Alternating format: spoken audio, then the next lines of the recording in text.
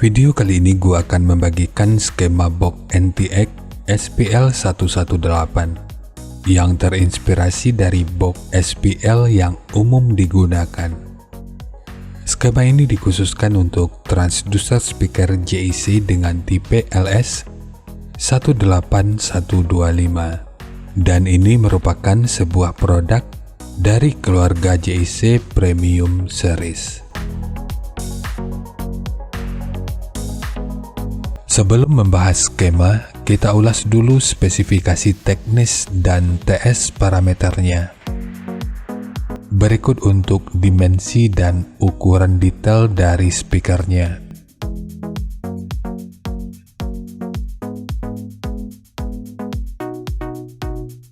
Kemudian untuk nominal diameter, ini ukurannya adalah 460 mili atau 18 inci.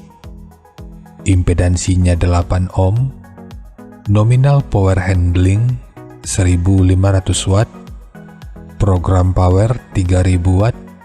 Jika lu masih bingung dengan perbedaan nominal power handling dengan program power ini, gua udah pernah ulas pada video yang akan gua selipin pada pojok kanan atas video ini, atau nanti bisa juga dicek pada kolom deskripsi.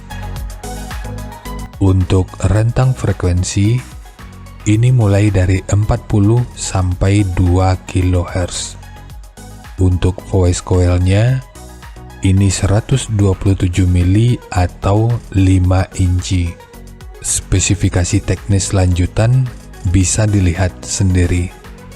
Kita beralih ke bagian kanan, yaitu TS parameternya.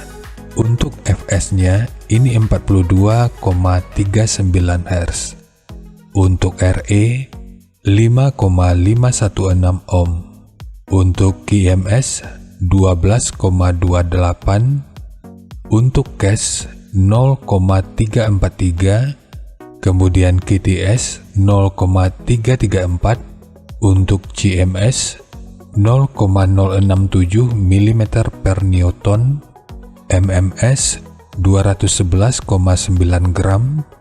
Untuk efisiensi 2,967%, BL 30,11 Tesla meter, fast 140,3 liter, SD 0,121 meter persegi, XMAX 7,5 mm. Terakhir, induktansi dari voice coil-nya 1,33 mH. Dari semua ini, kesimpulan di awal yang bisa kita gunakan, box yang cocok sesuai parameter ini adalah box vented atau box dengan lubang angin. Karena dari EBP-nya, ini mendapatkan hasil sekitar 123,58 atau kita bulatkan di 123,6.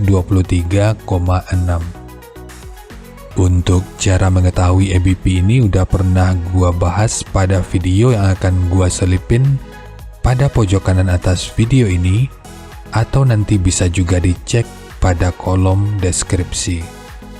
Sekarang kita masuk ke rincian semuanya.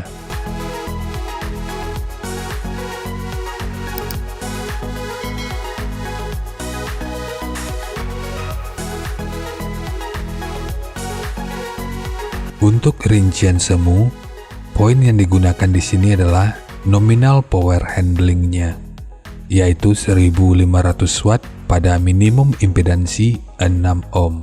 Kenapa bukan 8 ohm? Karena 8 ohm itu merupakan nominal impedansinya. Dan saat speakernya bekerja, impedansi ini akan terus berubah tergantung frekuensi yang dihasilkan. Jadi impedansinya bisa lebih rendah maupun lebih tinggi. Jadi amplifier yang direkomendasikan di sini adalah amplifier yang mampu menangani minimum impedansi di 6 ohm. Meskipun tentu aja tetap bisa menggunakan amplifier yang cuma mampu di 8 ohm, namun untuk frekuensi yang berada pada impedansi 6 ohm, tentu nggak bisa diproduksi dengan lebih maksimal. Kemudian menimbang pergerakan X-Max yang gua pikir masih cukup dangkal, rekomendasi titik potong bawahnya itu ada di sekitar 54 Hz, atasnya di sekitaran 200 Hz. Dan ini tentu akan mengoptimalkan respon impedansinya. Tapi tentu aja ini sifatnya nggak mengikat, jadi nanti bisa dicoba aja sesuai karakter yang diinginkan. Untuk slope, nanti juga boleh menyesuaikan. Kemudian untuk puncak SPL-nya, ini diperkirakan mencapai sekitar 129 desibel. Dan semua ini merupakan rincian semu. Jadi bisa lebih baik atau bisa aja lebih buruk dari yang diperkirakan. Karena efisiensi akhir juga akan bisa dipengaruhi oleh beberapa faktor, apakah itu kerapian dan kepresisian dari pembuatan box, kualitas bahan, hingga equipment yang digunakan. Dan berikut referensi yang gua gunakan dalam mendesain skema box speakernya. Jadi dari transfer function magnitude ini kita bisa melihat, meskipun dipotong di 54 Hz, frekuensi 51 Hz itu udah bisa direspon pada minus 3 dB dan 60 Hz pada 0 dB. Kemudian untuk respon dari portnya, pada daya 1500 watt, pergerakan udara pada port ini diperkirakan sekitar 11 meter per detik. Secara umum, untuk mencegah turbulensi dan kompresi yang terjadi pada port adalah dengan merancang kecepatan maksimum sekitar 5% dari kecepatan suara, atau sekitar 17 meter per detik. Dan kecepatan ideal yang direkomendasikan itu antara 2 sampai 17 meter per detik. Ini bertujuan agar kualitas suaranya itu tetap terjaga. Sementara untuk gain yang dihasilkan oleh port kurang lebih seperti ini. Sekarang langsung kita bahas aja skemanya.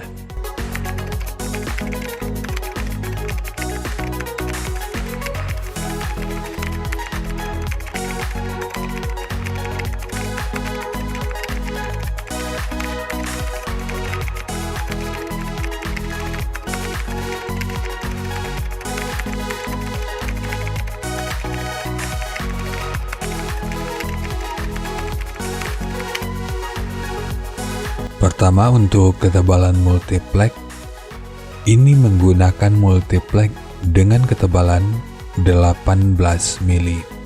Kita mulai dari tinggi, jadi tinggi box ini adalah 600 mili, panjang ke belakang 800 mili, kemudian lebarnya 800 mili. Untuk setiap portnya, ini menggunakan ukuran 80 mili. Ukurannya rata mulai dari bagian depan sampai ke bagian dalam ini. Untuk bukaan di sini, yang kalau kita ukur dari sudut ini sampai ke sudut yang ini ukurannya adalah 122 mili.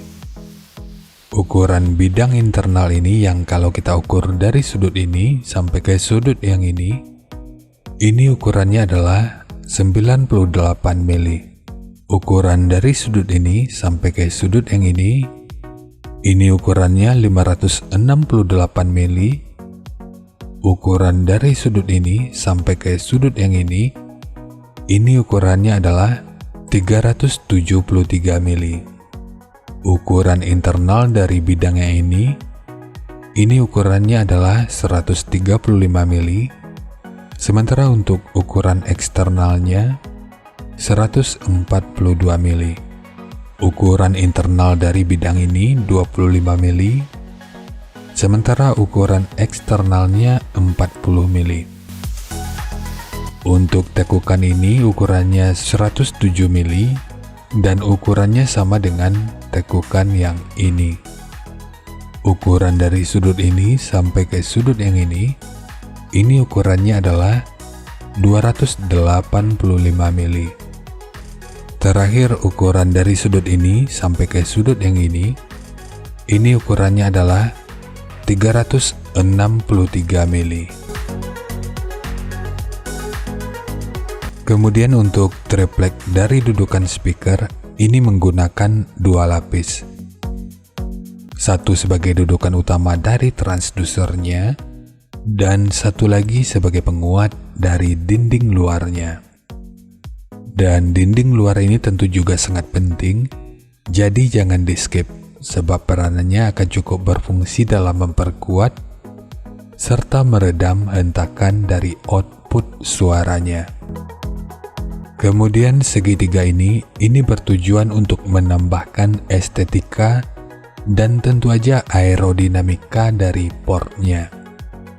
Dan terakhir, triplek yang ini juga bertujuan untuk menambahkan estetika. Yang paling penting, triplek ini akan memberikan penguatan ekstra pada bagian depan box speakernya. Sementara untuk handle, ini hanya untuk estetika dari penyajian videonya aja. Namun jika ingin menggunakan handle triplek seperti ini, akan lebih baik jika sudut luar dan sudut dalamnya dibentuk seperti ini. Ini bertujuan selain untuk menjaga aerodinamika, secara tampilan ini tentu juga akan lebih menarik. Jadi nanti bisa lo custom aja sesuai kebutuhannya. Jadi ya segitu aja untuk skema dari NTX SPL 118 khususnya untuk transducer speaker JIC dengan tipe LS18125. Jika nanti lo punya link review dan video cek soundnya, silakan bagikan aja pada kolom komentar agar bisa dijadikan referensi juga buat teman-teman yang lainnya. Terima kasih untuk lo yang udah nonton sampai detik ini. Bagaimana tanggapannya atas bahasan kita kali ini? Sampaikan aja pada kolom komentar biar kita sama-sama bisa belajar agar lebih baik lagi. Dan seperti biasa, jika lu suka dengan bahasannya, silakan like dan share aja videonya ke teman-teman lain yang sekiranya juga suka dengan topik yang sama. Untuk lu yang udah berlangganan, terima kasih banyak atas dukungannya.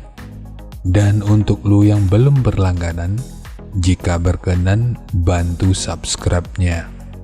Dan jangan lupa untuk baca kolom deskripsi dan kunjungi juga tab komunitas untuk informasi dan update terbaru. Jadi ya segitu aja dan kita ketemu lagi pada video yang lainnya.